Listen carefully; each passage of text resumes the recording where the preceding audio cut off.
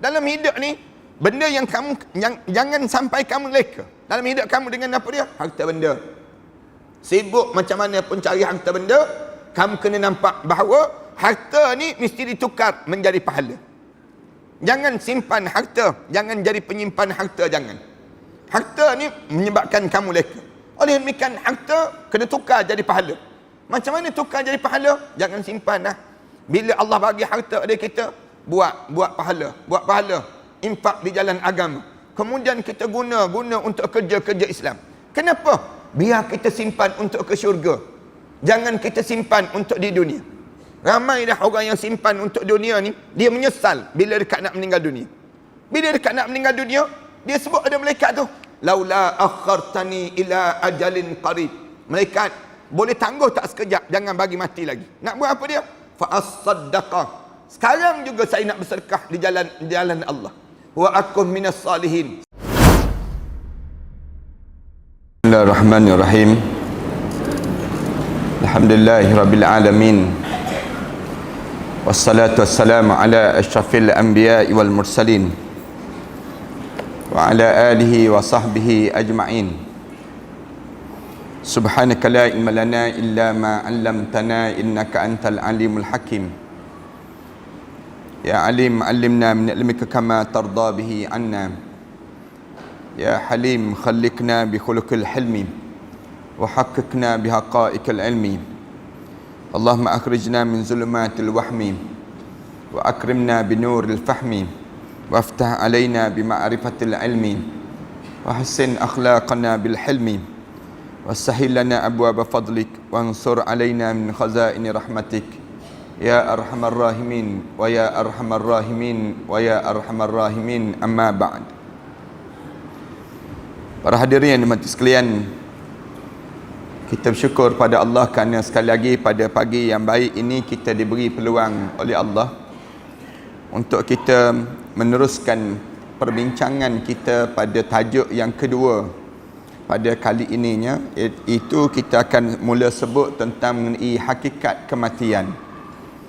Yang kita kena faham bahawa mati ni apa dia. Di kalangan kitanya, tajuk pada muka surat 14, di mana kita lepas pada kita hidup ini, maka kita akan jumpa dengan kematian. Allah Subhanahu wa taala sebut dalam Quran, allazi khalaqal mauta wal hayata liyabluwakum ayyukum ahsanu amala. Aku telah jadikan pada kamu dua kejadian. Satu kejadian kematian dan satu lagi kejadian kehidupan. Dua-dua kejadian ini tujuannya liyabluwakum, tujuannya untuk menguji di kalangan kamu, ayyukum ahsanu amala. Sepanjang kamu hidup atas dunia ini, siapa yang terbaik amalan dia yang dilakukan di atas dunia ini sendiri. Dalam ayat yang lain Allah Subhanahu wa taala sebut kullu nafsin dha'iqatul maut. Tiap yang bernyawa dia akan merasai kematian. Jadi cuma kita akan tanya, mati itu sebenarnya bila dan ketika mana sebenarnya kematian itu sendiri. Bila para alim ulama dia menyatakan bahawa kematian bukan hanya lenyap seseorang dan tidak akan ada lagi kejadian setelah itu. Ulama-ulama sebut mati ini kita kena faham, dia bukan dah bermula daripada seorang tersebut jadi lenyap, tak ada dah atas muka bumi, tidak. Tetapi mati ini satu perkara yang bermulanya kehidupan, tetapi kematian adalah terputus ataupun terpisahnya hubungan antara roh dan juga badan seseorang. Kalau kita sebut bahasa yang mudahnya, bila kita mula mati, bila kita lepas melalui saat sakaratul maut. Bila kita lepas pada melalui saat sakaratul maut, bermulalah dipanggil saat kematian seseorang. Bila terlepasnya dipanggil saat sakaratul maut, bermula daripada sakaratul maut ini, dia bermula daripada saat di mana hijab mata kita mula dibuka oleh Allah. Bila hijab mata kita mula dibuka oleh Allah, kemudian kita nampak malaikat-malaikat mula turun. Malaikat-malaikat mula turun pada tubuh badan kita ni, kemudian malaikat mula berdiri depan muka kita. Bila malaikat mula berdiri depan muka kita, saat tersebut kita mula diisytiharkan, mula disebut pada diri kita, wahai anak Adam, aku cari setitik air untuk kamu telan, sudah tidak ada. Aku cari dah tak ada dah. Mulai daripada sekarang, kamu kena keluar, roh kena keluar daripada jasad ini. Bermula daripada situ dipanggil sakarat. Sakaratul maut ni bermula daripada kita nampak hijab mata kita mula dibuka, start daripada kita mula tarik roh kita ni daripada hujung kaki kita. Bila bermula daripada tarik sampai daripada hujung kaki kita, tarik sampai di halqum kita ni. Dia ada 3 peringkat ditarik. Peringkat yang pertama ditarik di antara di hujung kaki kita sampai pada lutut kita. Ni peringkat yang pertama, kumpulan yang pertama yang masuk. Kumpulan yang kedua yang akan masuk, tarik daripada lutut kita sampai pada pusat kita. Itu kumpulan yang kedua. Kumpulan yang ketiga, malaikat akan mula tarik daripada pusat kita sampai pada halqum kita. Halqum kita ni dia berhenti sekejap. Start daripada situ tu, dimula ditarik keluar daripada jasad kita ni roh, kemudian keluar daripada mata kita. Bila keluar daripada mata kita ni, start daripada mula keluar itu, maknanya kita bermulalah kematian. Keluar daripada mata kita ni, mula mati. Sebab tu doktor-doktor, kalau dia nak tahu orang ni mati tak mati, dia cek mata. Dia tolak mata ni, dia tengok mata tu besar tak besar. Mata seseorang ni. Maknanya bermula kematian seseorang. Bermula daripada mana? Bermula daripada bila mata kita mula mata kita ni bulat besar, hitam mata kita ni, dan di waktu tersebut bermulalah kematian pada seorang. Kemudian bertukar ataupun berpindah satu keadaan kepada keadaan yang lain. Maknanya kita dah mula berpindah daripada satu suasana kepada satu suasana yang lain. Bila kita ni keluar saja roh kita daripada mata kita ni, kita akan mula masuk dalam bekas. Akan diletakkan bekas. Ada 2 je bekas. Sama ada bekas yang warna hitam ataupun bekas yang warna putih. Ini para hadirin sekalian, kena ingat ni perjalanan pengembaraan kematian dipanggil. Start daripada situ, kita masuk. Malaikat-malaikat ni sambut roh kita ni. Yang sambut ni, kalau kita baca dalam hadis Rasulullah depan nanti, seramai mana, paling tidak 40,000 para malaikat Allah mula sambut di kalangan roh-roh orang mukmin yang keluar. Sambut ni, sambil sambut tersebut, dia akan usap dengan minyak kasturi, bauan kasturi. Wangi semerbak, kemudian masuk dalam bekas. Dimasukkan dalam bekas, masing-masing memuji Allah bagi orang mukmin.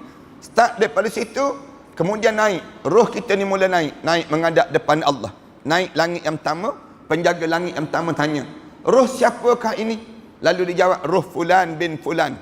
Kemudian disebut terus, penjaga langit yang pertama sebut, beruntunglah dia hidup dalam keadaan saleh dan mati dalam keadaan saleh.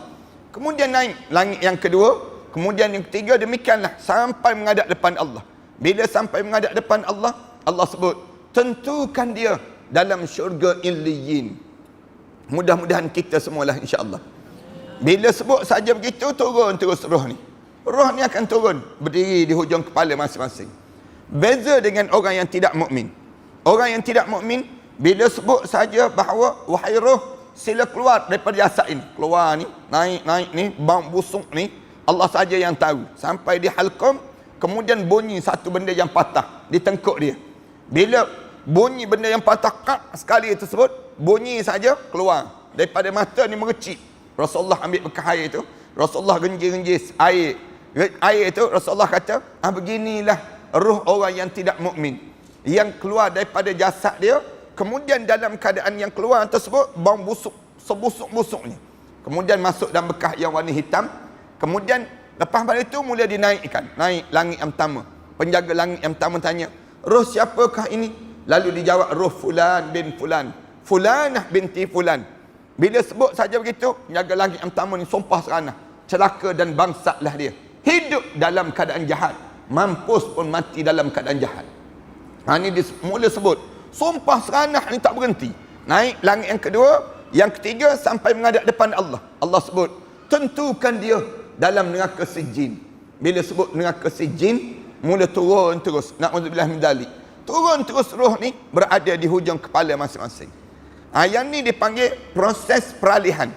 Waktu ni lah kita nampak suasana ni. Kita nampak siapa yang datang untuk buka muka kita. Kita nampak anak-anak kita buat apa dia.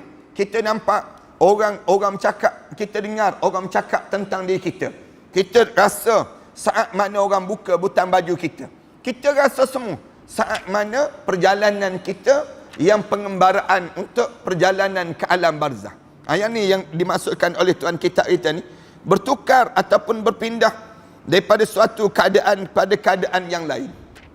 Mula kita rasa demikian, satu tempat ke tempat yang lain, dan ia kematian adalah salah satu musibah yang paling besar yang disebut dalam Al-Quran Karim yang berlaku pada setiap umat manusia.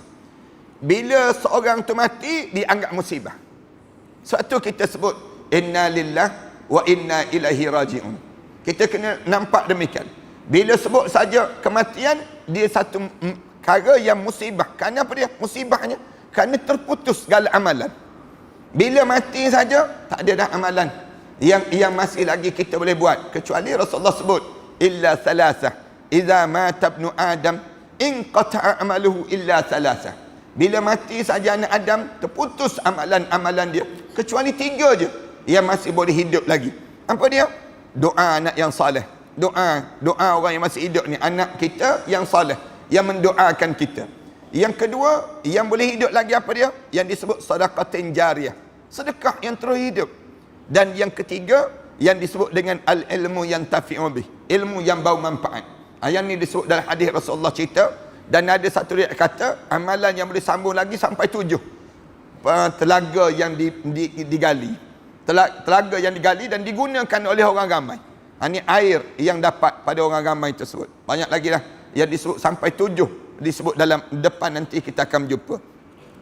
Firman Allah Ta'ala, ya ayyuhalladzina amanu syahadatu bainikum idza hadar ahadakumul maut. Wahai orang yang beriman pada Allah, datangkanlah saksi-saksi tak kala mana saat mana seorang di kalangan kamu hampir-hampir dengan kematian. Bila dekat dengan mati, maka kamu panggil orang dan kamu buat wasiat.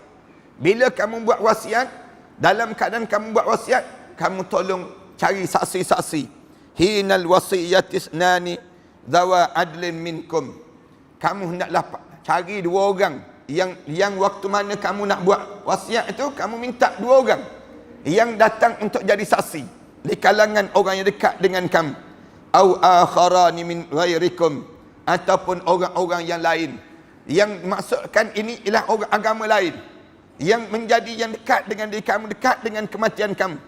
In antum darabtum fil ard, kalau sekiranya kamu berjalan di atas muka bumi ini, tiba-tiba sampai masa untuk kamu fa asabatkum musibatul maut. Allah sebut tiba-tiba ditimpa pada kamu musibah kematian. Maknanya mati ni satu musibah dalam hidup.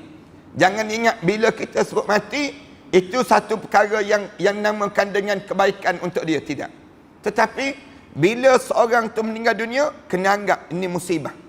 Musibah yang diajar dalam Islam supaya kita sebut inna lillah wa inna ilaihi raji'un. Mulut kita dipanggil demikian. Dia adalah sebab ulama-ulama sebut kenapa dianggap musibah ini sendiri. Allah gunakan dengan musibatul maut, musibah kematian seseorang. Tahbisunahuma min ba'di salah fayuqsimani billah. Kemudian Allah Subhanahu wa taala sebut, lalu kamu timpa bahaya kematian, hendaklah kamu tahan kedua saksi itu setelah mana salat. Siap selesai saja kematian dia, selesai pengkebumian dia, selesai untuk disolatkan jenazah untuk dia, kamu tahan saksi tadi. Untuk apa dia? Saksi ni untuk menjadi saksi terhadap harta benda ini sendiri. Saya sebut banyak kali juga, di mana-mana pun saya sebut, di antara perkara yang paling bahaya kita meninggal dunia ni lah kita tinggalkan harta yang dipertelingkahkan di kalangan keluarga kita. Yang ni di antara benda yang bahaya. Jemaah-jemaah, kalau jemaah-jemaah ingat betul-betul dalam hidup kita ni, pastikan belum kita meninggal dunia, jangan kita ni sebelum kita meninggal dunia ni kita dah agih-agih dah harta-harta kita. Agih maksudnya apa dia? Kita dah hebah, ataupun kita telah buat wasiat, ataupun kita telah selesai masalah harta ni. Kerana kalau kita tak selesai masalah harta ni, bila kita masuk dalam kubur nanti, anak-anak kita berkelahi. kita hidup, kita dah masuk dalam kubur. Anak-anak kita berebut. Selagi mana dia berebut, selagi itulah kita tak selesai dalam kubur. Tak percaya, cuba mati, tak percaya. Ini cara demikian. Nak sebutnya gambaran bagaimana kitanya, jangan kitanya sampai peringkat tak selesai masalah ni. Ramai dah orang yang meninggal dunia, tiba-tiba dia sangkut-sangkut. Sampai turun-turun ni. Turun pada keluarga-keluarga, cucu-cucu dia dan sebagainya. Punca apa dia? Berebut masalah harta. Jangan kalian tolong kesian pada orang dah telah meninggal dunia. Kesian pada ayah kita, kesian pada mak kita. Jangan kita bertelingkah. Bila kita bertelingkah dalam masalah yang disebut dengan harta ini, yang menyebabkan di waktu ini berpanjanganlah dia terazab di dalam kubur itu. Yang ni yang menyebabkan kita tak fikir. Sebab kita sedang hidup, yang dia sudah mati menghadap depan Allah. Dia nak minta tolong daripada kita macam mana? Tolong selesaikan secepat mungkin urusan harta pusaka ini. Jangan biarkan harta pusaka tertangguh-tangguh. Lepas sembahyang tu Allah kata, panggil saksi-saksi yang dekat nak meninggal dunia tadi untuk dijadikan apa dia? Dijadikan saksi untuk pembahagian harta benda ini. Agar keduanya bersumpah dengan nama Allah. Orang yang kamu panggil menjadi saksi itu, kamu panggil, kemudian kamu suruh dia bersumpah, fayuqsimani billah inirtabtum la nashtari bihi samanan qalila. Jika kamu ragu-ragu dengan berkata, demi Allah, kami tidak akan menukar sumpah ini dengan harga yang sedikit untuk kepentingan sekarang. Walaupun dia kaum kerabat. Allah Subhanahu Wa Taala sebut, walau kana dza qurba. Dalam masalah harta benda ni, manusia akan berkelahi. Tak kira dia adik-beradik macam mana sekali. Walaupun dia ni kadang-kadang belajar jauh dah, belajar azhar dah, tapi berkelahi juga dalam masalah harta benda ni. Ini berlaku ni, banyak kes dah berlaku. Anak tok guru, anak ustaz, anak orang alim, walaupun dia ni anak orang alim macam mana sekalipun, berkelahi, berebut harta. Masalah harta ni dia akan terjadi di kalangan kitanya.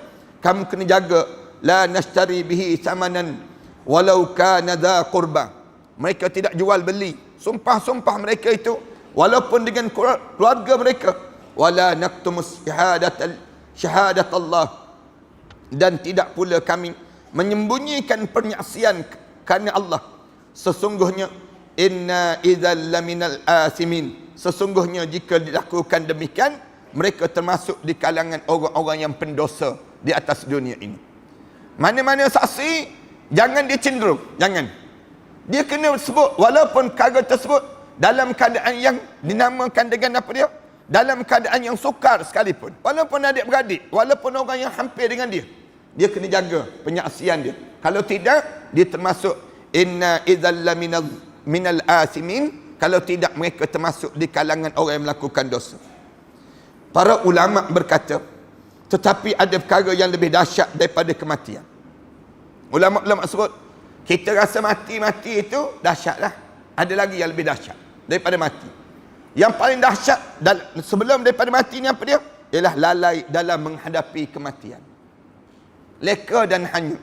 Hidup kita ni kan, hidup dalam keadaan hanyut je kita. Dalam hidup, yang ni yang bahaya. Musibah, mati itu musibah. Tapi yang lebih musibah apa dia? Bila kamu tak bersedia langsung terhadap mati. Bila hidup kamu ni jadi hanyut. Hidup dengan hanyut je. Kita ni rasakan tiap-tiap kali mana kawan-kawan kita yang meninggal dunia tu, kita rasa, sering kali kita rasa terkejut. Terkejut dia meninggal dunia. Allah, baru je meninggal. Kenapalah baru meninggal? Kita sebut demikian, muda lagi boleh meninggal. Umur berapa kita sebut? Dia pun jawab, baru 42 tahun. 42 tahun meninggal. Ya, kawan kita sebut demikian, meninggal. Kita rasa terkejut dengan kematian dia. Yang mati itu lagi terkejut. Yang mati itu lagi terkejut. Allah, Allah, aku mati 42 tahun. Dalam usia yang sebegitu. Kenapa? Lalai. Hidup ni, jangan ingat tua baru mati, jangan. Jangan kita ingat dalam hidup kita ni, mesti sakit dahulu baru mati, tak. Tetapi, hidup ni kena sentiasa ada dalam diri kita. Kematian ini akan berlaku bila-bila masa dalam hidup seorang. Jangan leka dalam hidup. Jangan kita rasa bahawa diri kita ni tak mati. Allah, dia nak suruh kita ingat pada mati Allah jadikan kita tidur. Tiap-tiap hari Allah latihkan kita tidur. Latih tidur ni, tidur kenapa Allah suruh kita tidur? Nak suruh latih kita ingat tentang mati. Tiap-tiap hari kita tidur malam ni, malam je kita tidur. Malam je kita tidur. Waktu mana kita tidur ni, maknanya kita sedang mati. Itu kita kena ingat pada diri kita. Dalam hidup kita ni, bila kita ni tidur, Allah sedang melatih kita untuk latihan melalui alam barzah, dia panggil. Satu bila kita nak tidur, kita baca doa. Kita baca doa, Bismikallahumma ahya wa amut. Kita sebut demikian. Bila kita nak tidur, bangun daripada tidur, mulut kita sebut. Mulut kita sebut, Alhamdulillahillazi ahyana. Segala puji bagi Allah yang menghidupkan kembali aku. Ba'dama amatana. Setelah mana dimatikan aku semalam, ya Allah. Nak tujuan apa Allah jadikan demikian pada kita ni? Nak suruh kita jangan leka dalam hidup. Jangan leka dalam hidup. Dan kalau kita hidup ni leka, menyebabkan kita mati, kita tak bersedia menghadap depan Allah. Yang ni yang jadi bahaya pada seorang. Benda apa yang melekakan kita? Ulama-ulama sebut ada 2-3 benda yang melekakan kita. Yang pertama, leka kita dalam hidup ni terhadap harta benda. Harta ni melekakan diri kita. Cari harta, sibuk cari harta. Hatta zurtumul maqabir. Sehingga tersumbat dalam lubang kubur, baru kamu tercelik mata kamu. Selagi mana tak masuk dalam kubur, kamu tak celik mata. Kamu sibuk dengan alhaakumut takasur. Banyak dalam hidup. Dalam hidup ni, benda yang kamu jangan sampai kamu leka. Dalam hidup kamu dengan apa dia? Harta benda. Sibuk macam mana pun cari harta benda, kamu kena nampak bahawa harta ni mesti ditukar menjadi pahala. Jangan simpan harta, jangan jadi penyimpan harta, jangan. Harta ni menyebabkan kamu leka. Oleh demikian harta kena tukar jadi pahala. Macam mana tukar jadi pahala? Jangan simpan dah. Bila Allah bagi harta pada kita, buat pahala, infak di jalan agama. Kemudian kita guna untuk kerja-kerja Islam. Kenapa? Biar kita simpan untuk ke syurga. Jangan kita simpan untuk di dunia. Ramai dah orang yang simpan untuk dunia ni, dia menyesal bila dekat nak meninggal dunia. Bila dekat nak meninggal dunia, dia sebut ada malaikat tu, laula akhartani ila ajalin qarib. Malaikat, boleh tangguh tak sekejap, jangan bagi mati lagi. Nak buat apa dia? Fa as-saddaqah. Sekarang juga saya nak bersedekah di jalan Allah. Wa akum minas salihin. Sekarang juga saya nak jadi hamba Allah yang saleh. Malaikat jawab, wala yuakhirallahu nafsan iza jaa ajaluha. Tak ada dah masa untuk kamu. Dah terlewat bro, katanya malaikat. Maknanya kamu dah terlambat dah sekarang. Bila dah sampai saat dekat nak mati, baru kamu nak taubat, kamu nak bersedekah. Bila kamu hidup, kamu sibuk kumpulkan harta, biar jadi banyak dalam hidup kamu. Rugi dalam hidup kita ni. Ni yang pertama. Yang kedua, manusia leka dengan apa dia? Dengan anak pinak, dengan keluarga ni, melekakan dalam hidup. Kita ni jadi rasa sonok je dengan anak-anak kita. Lepas tu Allah tegur, ya ayyuhalladzina amanu la tulhikum amwalukum wala auladukum an zikrillah. Wahai orang yang beriman pada Allah, jangan kamu dilekakan dengan anak-anak kamu. Anak-anak kita ni kita jadi leka. Ramai mana orang kita ni tak boleh datang dengar majlis ilmu. Orang tanya, kenapa tak boleh datang majlis ilmu? Tak ada orang nak jaga anak-anak. Tak ada orang nak jaga anak-anak. Leka kita. Padahal kita nak duduk kat rumah je, nak tengok Tom and Jerry kat rumah. Nak sebutnya kita je jadi demikian. Rugi je dalam hidup kita. Bila anak-anak dah besar, kita kata, jomlah datang ke masjid. Jom kita pergi dengar kuliah. Kita dengar kuliah dah. Dah anak-anak semua dah besar. Oh, tak boleh. Kenapa? Jaga cucu pula, dia sebut. Jaga cucu, leka dalam hidup. Sampai bila kita nak jadi begitu?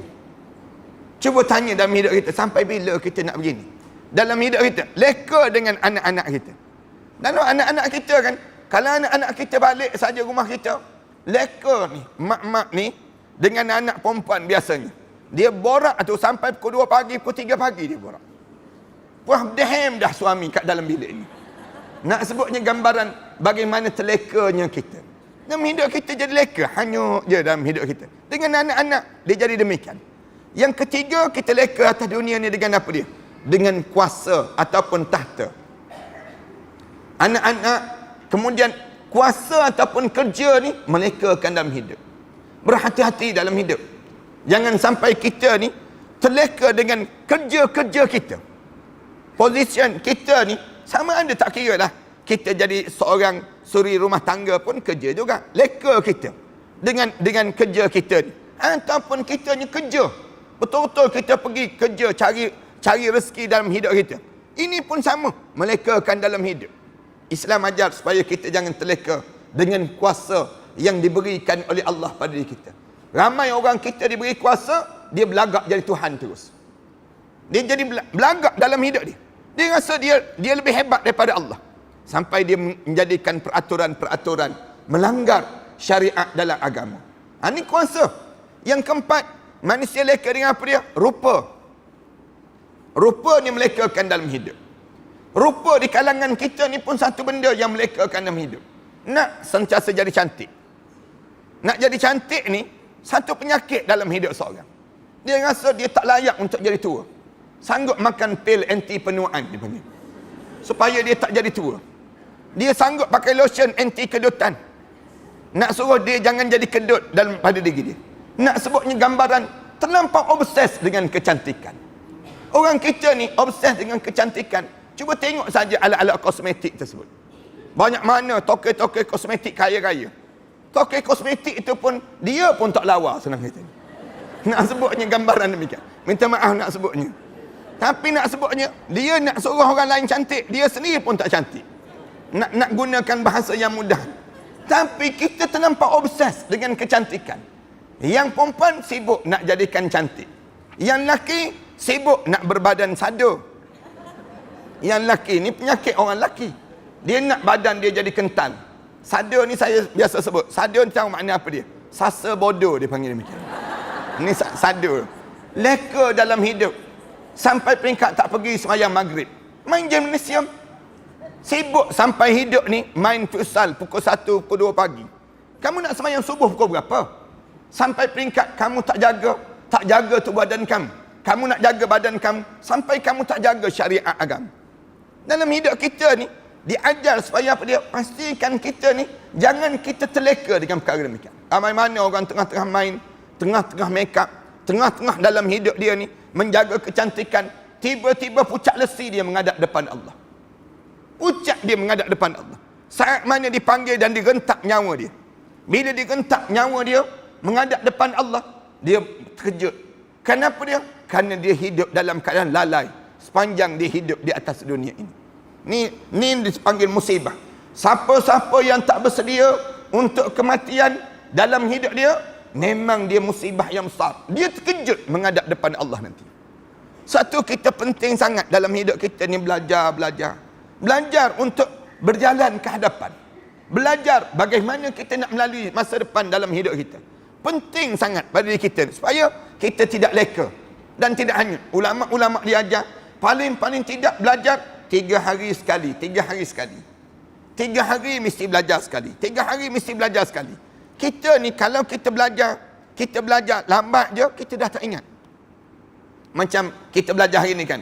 Kalau saya tanya minggu yang sudah kita sebut apa dia cerita pada minggu yang sudah, kita tak ingat dah. Kita dah lupa dah. Kita belajar sekali seminggu ni pun dah kira dah terlewat. Tapi dalam keadaan sebegini kita diajar supaya sentiasa diingat. Sebab tu Allah Subhanahu Wa Taala sebut fazakir fa inna zikra tanfa'ul lil mu'minin. Bagi peringatan, kerana dengan bagi peringatan bawa manfaat dalam kehidupan orang mukmin. Ini cara diajar demikian. Dan disebut lagi, lalai dalam menghadapi kematian, berpaling dan hanya sedikit mengingati kematian. Yang lebih malang lagi, bila berpaling daripada sebut mati. Sebut mati pun tak nak. Orang kita ni kalau kita ajak dia, jom kita pergi dengan Ustaz Ahmad Dasuki cerita bab mati. Tak nak lah dia sebut. Mati tak nak mati lagi dia sebut. Ada setengah-setengah orang kan, tengok van jenazah pun pejam mata. Tengok van jenazah pun pejam mata, tak nak. Kalau van jenazah tu parking sebelah dia, mengucap dia. Nak sebutnya gambaran tak naknya dia. Sebut mati pun tak nak. Kita ni kan, cuba kita perhatikan.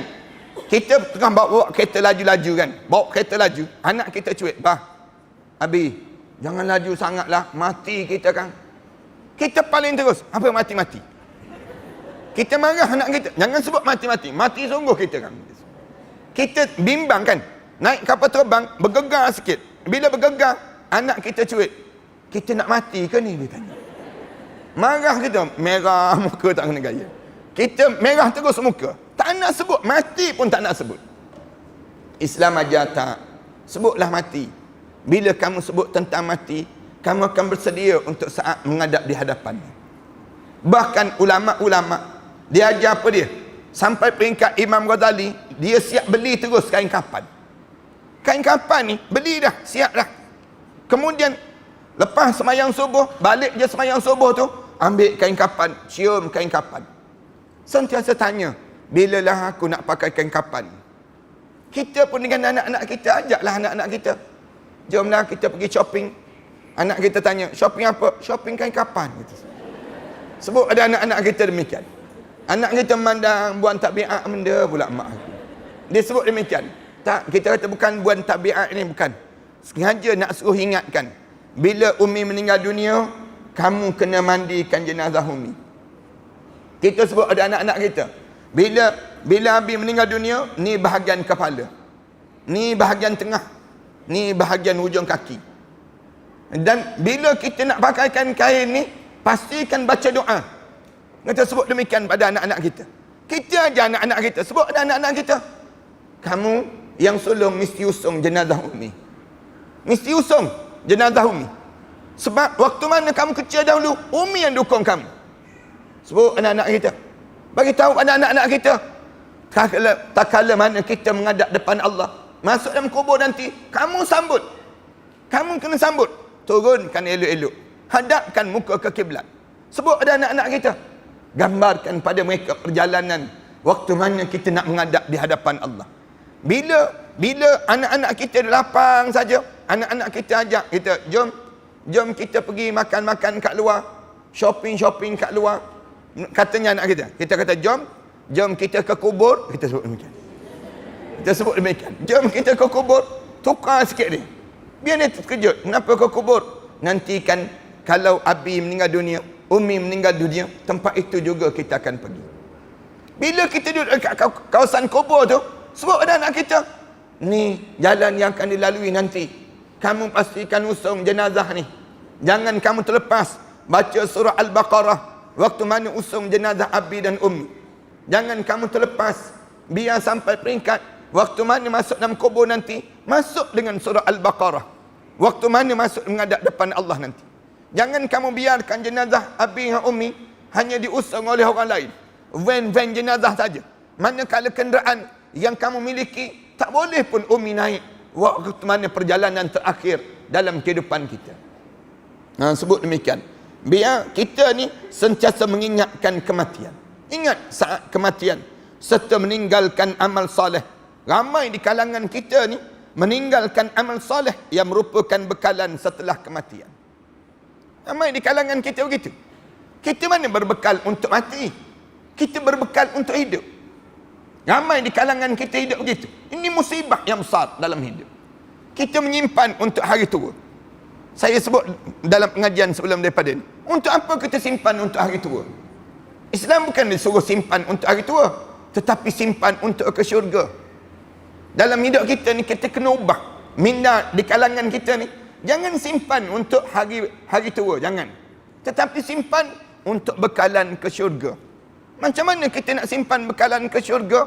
Kita cari jalan. Cari jalan dalam hidup kita. Bekalan amalan salih. Orang tanya, kenapa buat macam ni?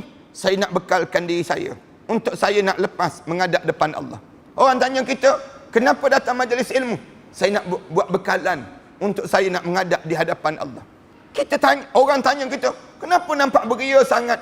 Nak buat kerja ni, nak buat kerja ni. Kita kata, semua ni bekalan untuk saya di sana nanti. Biar ada dalam hidup kita demikian. Jangan tak ada bekalan, jangan. Rugi kita kalau kita tak berbekal. Bahkan pada kematian terdapat pesanan serta pelajaran bagi orang yang berfikir. Ulama-ulama sebut, di sebalik kematian itu, kamu kena belajar. Kamu kena belajar daripada kematian seseorang. Satu Islam suruh, bila meninggal dunia, kamu pergi ziarah orang meninggal dunia. Kenapa ziarah orang meninggal dunia? dengan tujuan untuk mengambil pelajaran daripada orang yang meninggal dunia itu. Dia meninggal itu, dia membawa amalan. Manakala kamu masih hidup, kamu mengambil pelajaran daripada kehidupan yang perlu dilalui dalam hidup ini. Waktu mana orang meninggal dunia, tak kira lah di kalangan kita. Bila meninggal dunia je, kita kena ingat dia sedang bawa bekalan. Satu, bila dekat nak meninggal dunia, jangan sibuk pesan. Jangan sibuk pesan untuk orang yang hidup. Kita pesan pada suami kita, bang, kalau saya meninggal dunia, abang jangan kahwin lain ya. Jangan pesan, tak payah. Tak payah pesan. Kita siap bagi tahu, kalau abang kahwin juga, saya jadi hantu maklimah balik ke rumah. Dia suruh ada suami dia. Jangan pesan. Dia tak payah pesan. Kerana yang meninggal dunia membawa amalan. Manakala orang yang hidup meneruskan amalan. Mengapa kita nak sekat amalan mereka? Tak payah kita nak pesan-pesan. Kita ni sehidup semati ya. Jangan itu lagi, jangan begitu dalam hidup kita. Kita meninggal dunia, orang mengambil pelajaran daripada kita. Manakala kita sedang bawa amalan untuk menghadap di hadapan Allah. Satu alim ulama dia sebut banyak kali, kalau dia meninggal dunia, datanglah ziarah dia. Datanglah, iringilah jenazah ini. Iringilah jenazah orang yang saleh ini. Kerana di sebalik kamu iring jenazah orang saleh, kamu akan dapat pelajaran. Kamu boleh lihat bagaimana saleh dia sampai sebegini ramai manusia yang datang. Siapa yang datang ni? Orang datang ni, kenapa orang datang? Orang datang nak doa agar dia masuk dalam syurga. Kita pula yang masih hidup ni sendiri ni, kita yang masih hidup ni, ada tak kita akan dapat sebagaimana orang saleh tadi? Mesti usaha di kalangan kita untuk dapat kedudukan yang sedemikian rupa. Dalam satu riwayat diceritakan bahawa Rasulullah sallallahu alaihi wasallam bersabda. Yang ni Rasulullah sebut dahsyat sungguh. Rasulullah kata apa dia? Lau annal bahaim ta'lamu minal maut ma ta'lamuna ma akalta minha saminan. Rasulullah sallallahu alaihi wasallam sebut, kalaulah binatang itu Allah bagi pada dia perasaan untuk kematian. Kalaulah binatang itu ada perasaan takut dengan mati, ma ta'lamun. Binatang ni Allah tak jadikan demikian. Allah tak jadikan perasaan takut mati. Tak ada rasa takut mati. Ataupun perasaan kematian tu, ma akalta minha saminan.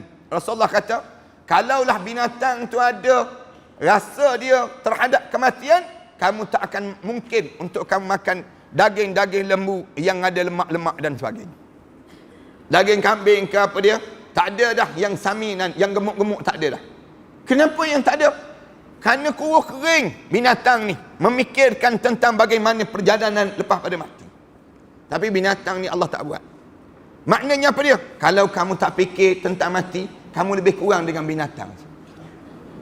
Rasulullah nak sebut begitu je. Rasulullah nak gambarkan, kalau hidup ni tak fikir tentang mati, apa beza kamu dengan binatang?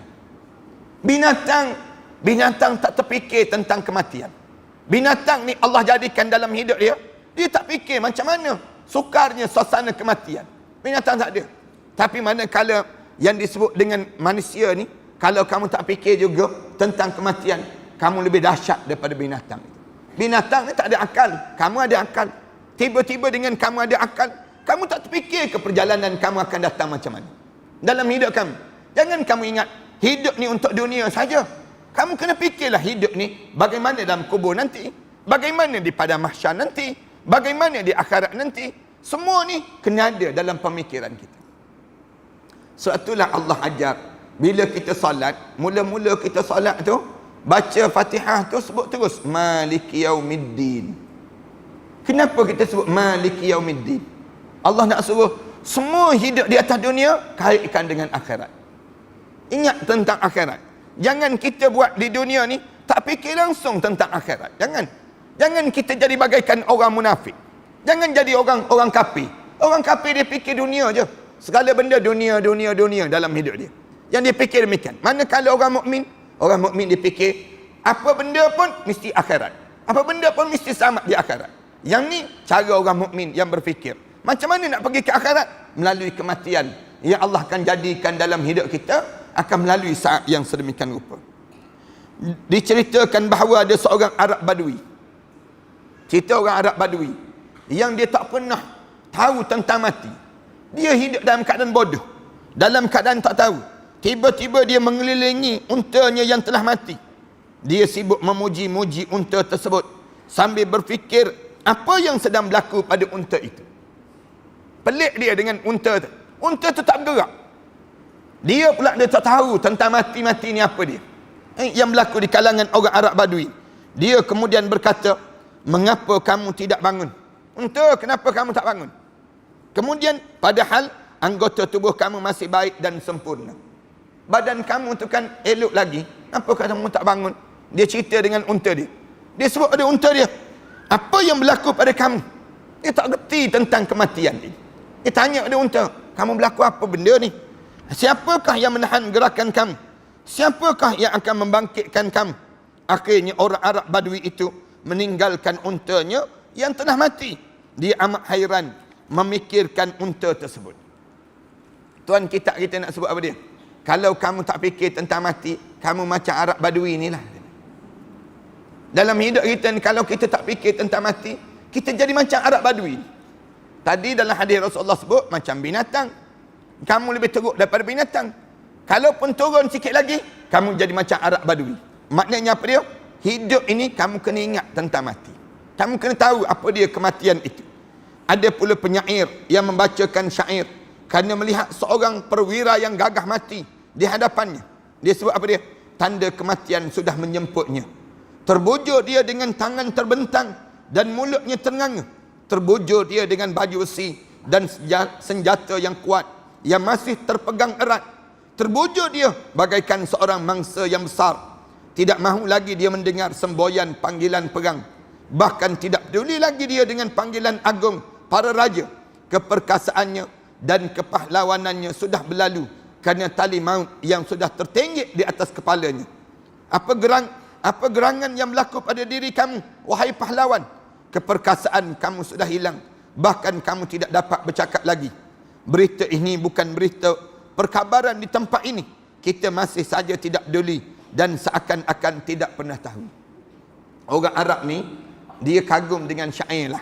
Cuma syair ni bila terjemah dengan dalam bahasa Melayu kita ni, dia tak jadi rasa sedap sangat. Tapi dalam bahasa Arab, kalau kita dengar bahasa syair dia tu jadi indah.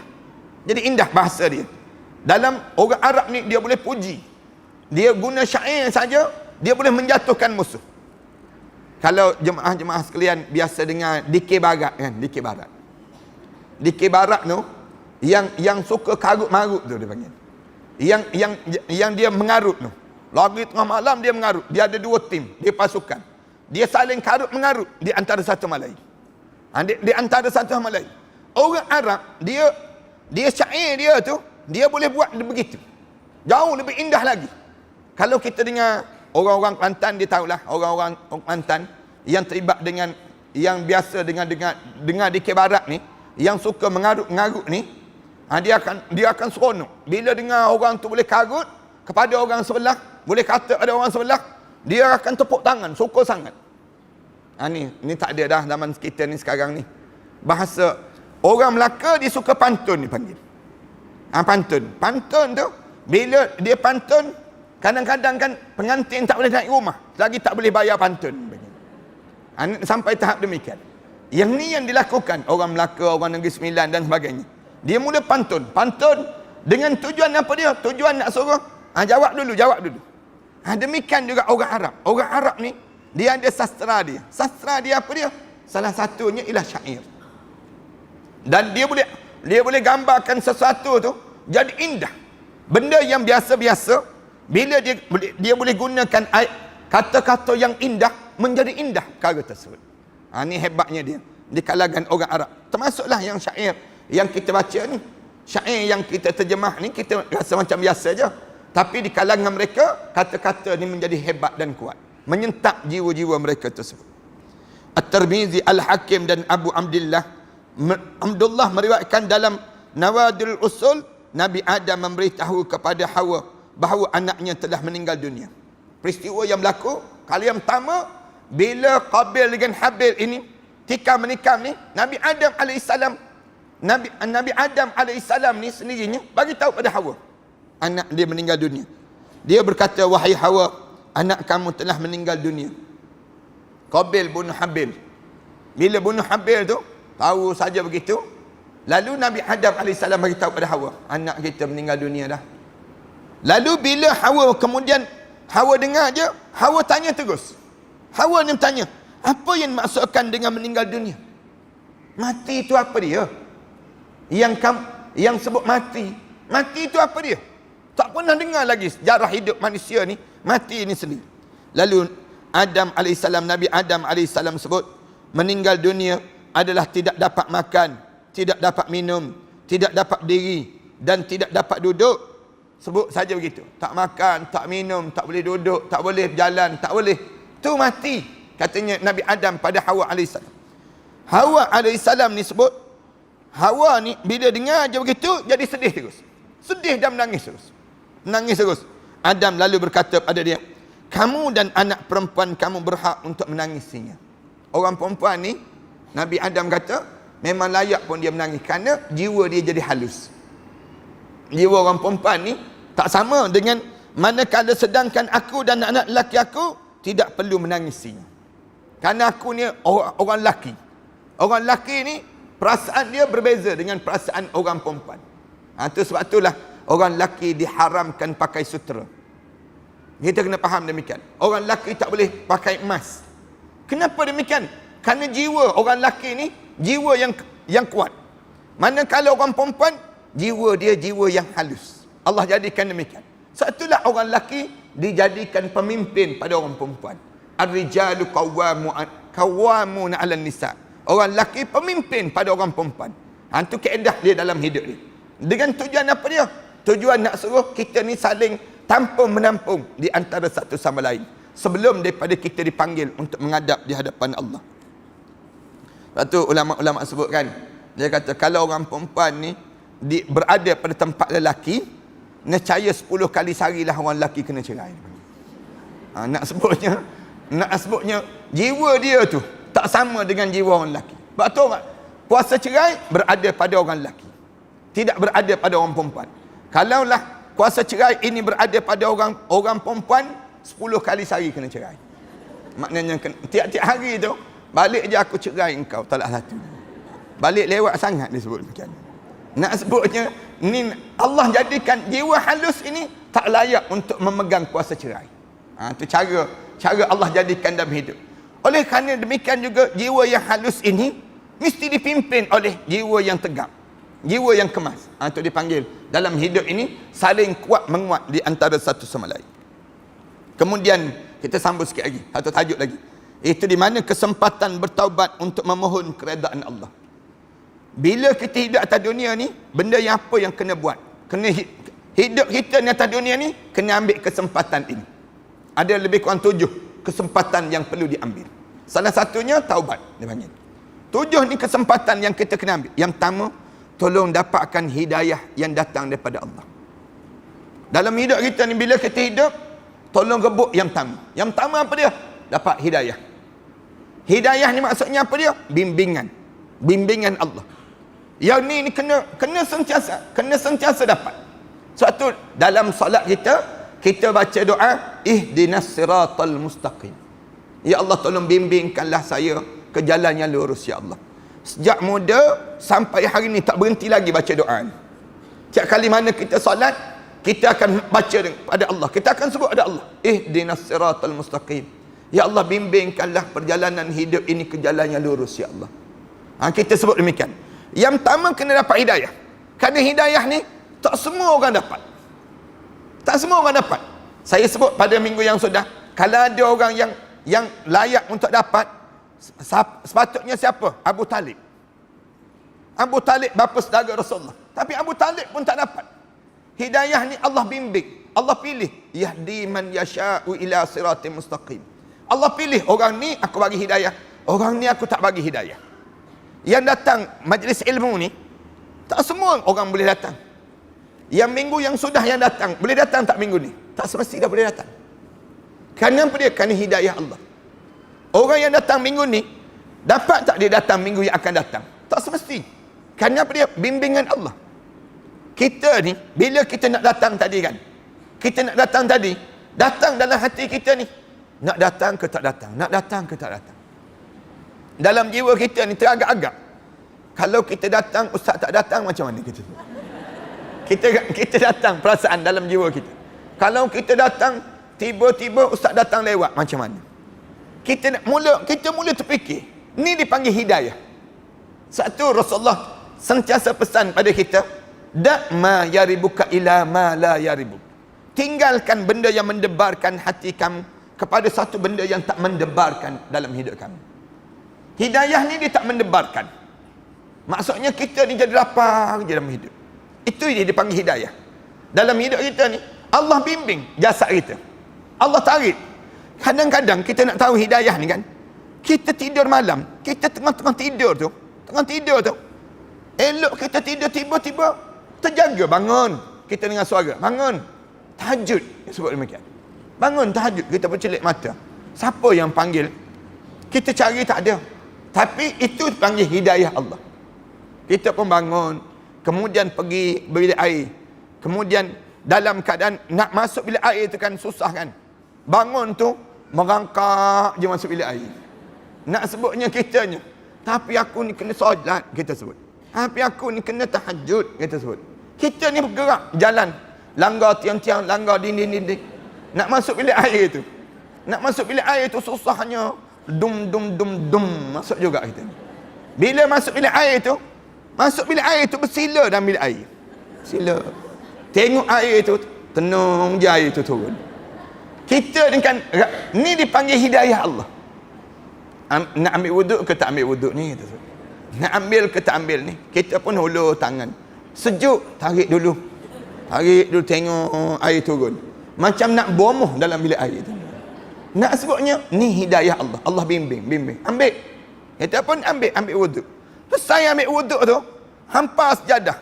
Tengah hampas sejadah tu, betul sejadah tu meniarak pula atas sejadah. Nak sebutnya susahnya gitu. Lepas tu terjaga, bangun. Tahajud. Bangun semayang sambil duduk je, Nak sebutnya hidayah Allah. Senang ke dapat yang ni? Tak senang. Susah dalam hidup itu. Yang pertama, tolong dapat hidayah. Ulama bincang panjang dalam macam mana kita nak dapat hidayah Allah. Dalam hidup kita ni, yang pertama, biarlah Allah jadikan pada kita. Kalau kamu nak dapat hidayah Allah, kamu dapat yang kedua. Yang kedua yang besar, rahmat Allah. Rahmat biar kita dapat dalam hidup ini.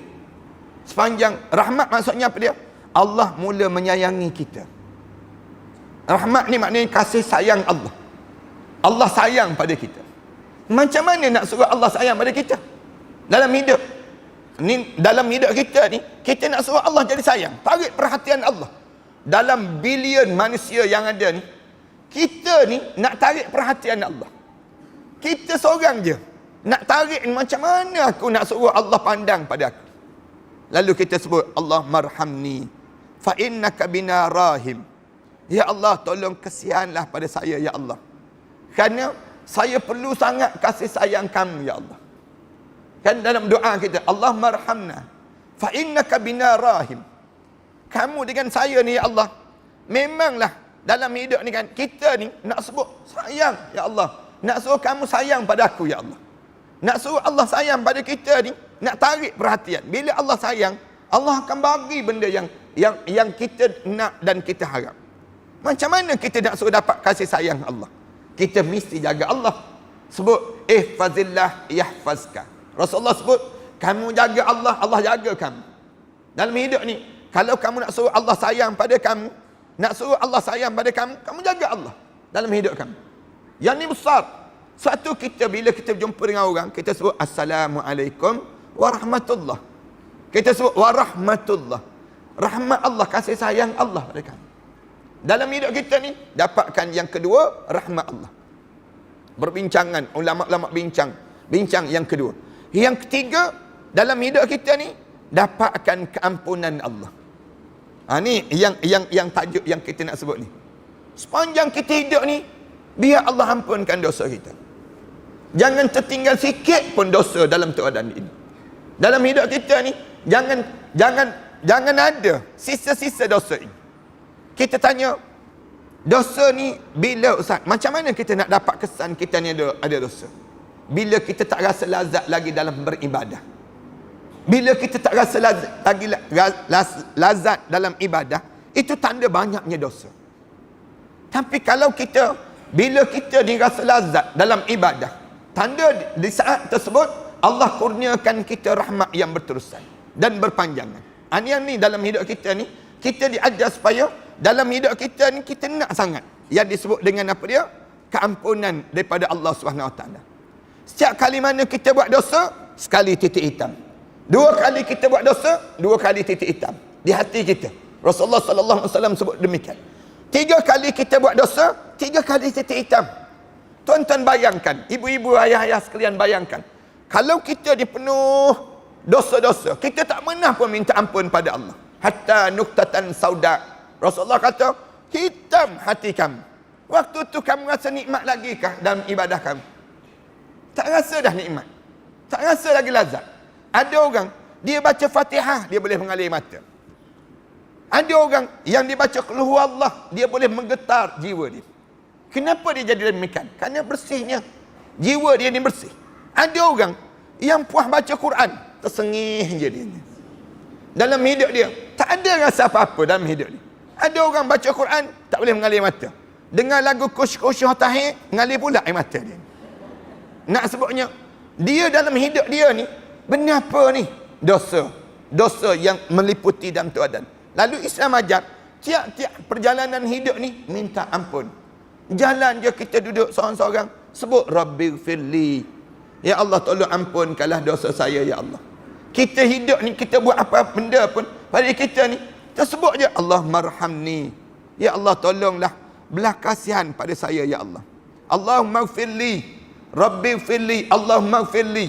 Sebut tubna ilallah wa raja'na ilallah wa dandimna ala ma fa'alna. Bila kita sebut benda demikian, maknanya kita sedang membuang dosa-dosa yang melekat pada tubuh badan kita. 3. Yang keempat, tolong dapat keberkatan dalam kehidupan. Biar berkat.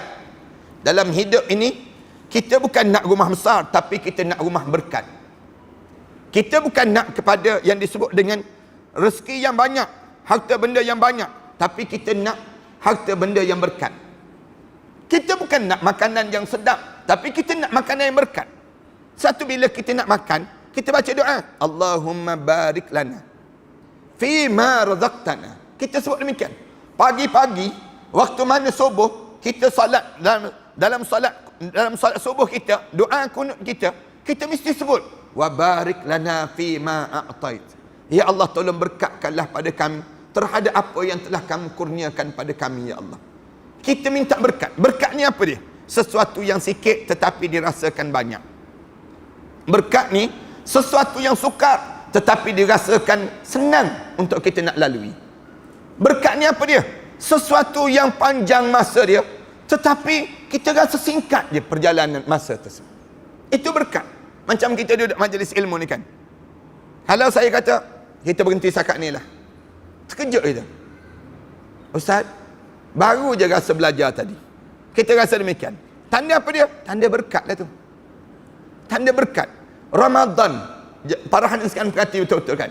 Ramadan tu, kita lalu sebulan bulan Ramadan. Awal-awal bulan Ramadan tu kita kata lambat lagi ke nak 29. Kita jadi demikian. Tapi, bila sampai 22, 23 tu, alah cepatnya Ramadan kita rasa. Maknanya apa dia? Ramadan al-Mubarak. Ramadan yang penuh dengan keberkatan. Hidup ini bukan nak pada rezeki, harta benda banyak, tapi nak harta benda berkat. Buat apa rumah besar tapi penuh hantu raya? Untuk apa dalam hidup kita ni, kereta mewah, ada driver lagi, duduk belakang lagi, tapi masam je dalam kereta. Untuk apa kita demikian? Lebih baiklah kereta kancil je. Ada orang kereta kancil kan, anak 16 orang dalam kereta, sibuk melambai orang tepi jalan. Mak ayah senyum je dalam kereta, relax je dalam kereta. Tanda apa dia? Berkat. Hidup ini Allah sebut biar kamu dapat keberkatan. Ini panjang, ulama-ulama bincangkan lagi. Yang kelima, tolong dapatkan ilmu yang banyak. Ilmu yang banyak dalam hidup ini. Ilmu kita ni biar jadi banyak, biar banyak. Tiap-tiap hari yang kita lalui, mesti berilmu. Jangan kita lalui pada setiap hari tanpa ilmu yang baru. Jangan. Rugi kita. Biar naiknya cahaya matahari pada hari ini, ilmu lagi pada kita. Tambah lagi ilmu. Tambah lagi ilmu dalam hidup kita. Rasulullah sebut, mana-mana hari yang naiknya matahari pada hari tersebut, tiba-tiba tak bertambah ilmu aku dan tak bertambah keyakinan aku pada Allah, fala burikalah, tidak ada keberkatan langsung hidup pada hari tersebut. Maknanya ilmu biar banyak.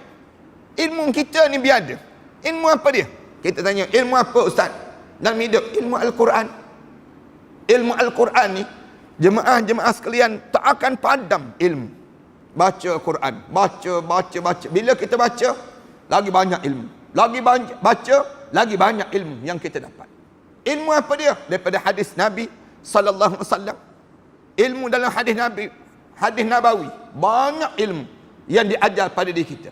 Tapi kita tak pernah pun nak menambah ilmu itu dalam hidup kita. Menambah ilmu, tambah pada diri kita demikian. Dibeza bila kita tambah ilmu, lagi naik darjat kita di sisi Allah. Yarfa'illahu alladhina amanu minkum walladhina utul ilma darajat. Yang keenam, yang kita kena dapat dalam kehidupan ini, keikhlasan dalam setiap perbuatan. Yang kita kena dapat sepanjang kita hidup atas dunia ni, biar jadi ikhlas. Payah nak jadi ikhlas, susah kita nak jadi ikhlas. Tapi kita kena berlatih, segala benda kita buat mesti lillah. Semuanya untuk Allah, untuk Allah. Dalam hidup kita ni biar kita ikhlas. Berumah tangga ikhlas. Tak adalah kita duduk tengok muka suami kita, menyesal pula aku kahwin dengan orang tua ni. Jangan ada perasaan demikian. Mula kita tengok muka suami kita, alhamdulillah aku ada suami. Buruk-buruk wajah dia pun suami aku. Kita sebut demikian, alhamdulillah. Alhamdulillah ni penuh dengan keikhlasan. Bibir kita ni sentiasa sebut alhamdulillah. Anak-anak kita bawa balik keputusan PSA kan, tengok merah. Alhamdulillah kita sebut. Ada juga keputusan PSA. Orang lain tak ada langsung keputusan. Maknanya kita ni ikhlas kan. Sukanya kita, terhiburnya hidup ni dengan ikhlas. Balik ke rumah kejap lagi kan. Balik ke rumah ni, masuk ke dapur. Lapar ni, buka tudung saji, tarik. Tengok tak ada, kosong. Alhamdulillah. Kenapa? Ada lagi tudung saji ni. Nak sebutnya alhamdulillah. Alhamdulillah sentiasa ada dalam hidup. Penuh ikhlas. Dalam hidup kita ni, sentiasa kita sebut alhamdulillah, summa alhamdulillah dalam hidup. Dan yang akhir sekali, kita mesti dapat dalam hidup kita ni, di dunia ini, kena dapat apa dia? Dapat yang disebut dengan husnul khatimah. Dapatkan husnul khatimah yang sedang kita tunggu-tunggu saat itu. Dalam hidup ni mesti dapat juga husnul khatimah. Jangan tak dapat husnul khatimah, tak ada manfaat langsung hidup kalau kita hidup dalam keadaan tak dapat husnul khatimah. Yang ni yang penting ni. 7 perkara yang penting yang mesti kita dapat waktu mana kita hidup. Ulama-ulama sebut dengan tujuan bila kita hidup ni kita dapat yang ni. Salah satunya kesempatan untuk bertaubat. Tajuk ni kita sambung pada minggu yang akan datang nantilah insya-Allah. Kita berhenti setakat inilah. Kita sambung pada akan datang dalam membicarakan tajuk yang seterusnya nanti insya-Allah. Wa sallallahu ala Muhammad wa ala alihi wa sahbihi wasallam. Walhamdulillahirabbil alamin.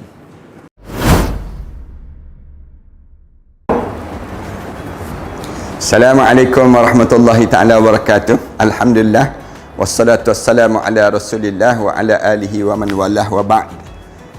Sahabat-sahabat sekalian, bangunan yang saya berada ini merupakan bangunan yang kita bercadang untuk mewakafkan, dan kita beli dan kita wakafkan. Sejumlah lebih kurang 5 juta kita perlukan 3 blok terhadap kawasan ini. 3 blok ini kita telah bersedia untuk membayarnya setelah mana 3 bulan yang akan datang nanti. Saya mencari seramai lebih kurang 1,000 orang para pewakaf yang berjumlah sebanyak 5,000 setiap seorang. Hubungi talian ini dan setiap nama itu kita akan letakkan di bawah nama-nama Allah. Kemudian kita akan tampalkan di dinding terhadap bangunan ini, dijadikan untuk kemudahan bagi siapa yang berniat untuk mewakafkan bangunan ini. Tuan-tuan jangan risau. Selama mana ada bangunan ini, selama itulah pahala kita akan berpanjangan dan berpanjangan. ambillah kesempatan di saat mana kita mempunyai peluang yang Allah bagi pada diri kita ini untuk sama-sama kita menyuburkan dan mewangikan kubur-kubur arwah-arwah ayah kita, arwah ibu kita, arwah-arwah yang telah meninggal dunia. Dan tak lupa kita pun bakal arwah yang kita akan mewakafkan bangunan ini, pahala-pahala akan berpanjangan dan berterusan. Setakat ini kami telah bersedia untuk membeli daripada pemilik yang bukan Islam kepada menjadi milik orang Islam pula. Mari bersama dengan kami, mudah-mudahan Allah jadikan kebaikan kepada dalam wakaf-wakaf di kalangan kita kepada para pewakaf yang telah mewakafkan ini. Wallahu a'lam.